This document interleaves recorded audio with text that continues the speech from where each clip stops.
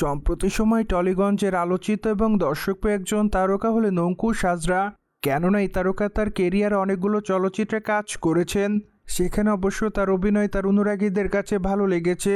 ঠিক এই জন্য অবশ্য অল্প সময়ে দর্শকদের মধ্যে আলোচনা এই তারকা।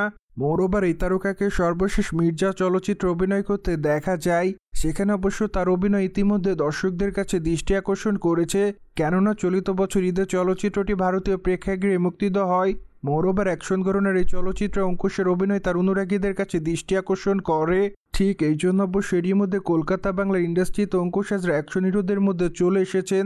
কেননা এর আগে অঙ্কুশকে টলিগঞ্জের কমেডি তারকা হিসেবে সকলে চিনত। মোরওভার এই তারকা তার কেরিয়ারে বেশিরভাগ কমেডি চলচ্চিত্রে অভিনয় করেছেন। ঠিক এই জন্য অবশ্য টলিগঞ্জের কমেডি তারকা হিসেবে খেতাব অর্জন করেন এই তারকা। কিন্তু কমেডির ধাপ পার করে এবার এই তারকাকে অ্যাকশন চলচ্চিত্রে অভিনয় করতে দেখা যায়। কেননা চলচ্চিত্রটিতে তাকে ডনের চরিত্রে অভিনয় করতে দেখা যায়, সেই সাথে চলচ্চিত্রের অ্যাকশন দৃশ্যগুলো অনুরাগীদের কাছে ভালো লেগেছে। ওভারঅল সবকিছু মিলে আপাতত অনুরাগীদের কাছে দৃষ্টি আকর্ষণ করেছেন এই তারকা। যদিও চলচ্চিত্রটিতে এই তারকাকে সম্পূর্ণ নতুন অবতারে দেখা যায়, কেননা তার বলা সংলাপ থেকে তার হেয়ার স্টাইল সবকিছুরই অনেকটা পরিবর্তন দেখা যায় চলচ্চিত্রটিতে। সুতরাং এই জন্য অবশ্য অঙ্কুশের এই চলচ্চিত্রটি কলকাতাতে রাজত্ব করছে। মোরওভার চলচ্চিত্রটিতে তার বিপরীতে ঐন্দ্রিলা সেনকে অভিনয় করতে দেখা যায়, সেখানে অবশ্য তাদের দুজনের কেমিস্ট্রি তাদের অনুরাগীদের কাছে ভালো লেগেছিল। ঠিক এই জন্য অবশ্য এরই মধ্যে কলকাতার বক্স অফিসে চলচ্চিত্রটি রাজত্ব করছে। বাই দ্য ওয়ে, বর্তমানে অঙ্কুশ হাজরার হাতে অনেকগুলো চলচ্চিত্রের কাজ আছে।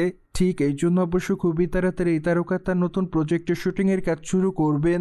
যদিও আগামীতে এই তারকাকে অ্যাকশন চলচ্চিত্র অভিনয় করতে দেখা যাবে বলে জানা যায়, কেননা এখন থেকে এই তারকা বেশিরভাগ সময় অ্যাকশন চলচ্চিত্র অভিনয় করবেন বলে শোনা যায়।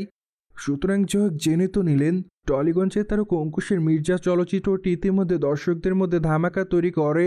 মোরওভার এই বিষয়টি নিয়ে কোনো মতামত থাকলে অবশ্যই কমেন্ট বক্সে জানাতে ভুলবেন না। সেই সাথে আমাদের চ্যানেলটিকে সাবস্ক্রাইব করে আমাদের সাথেই থাকুন আপকামিং আপডেট জানার জন্য।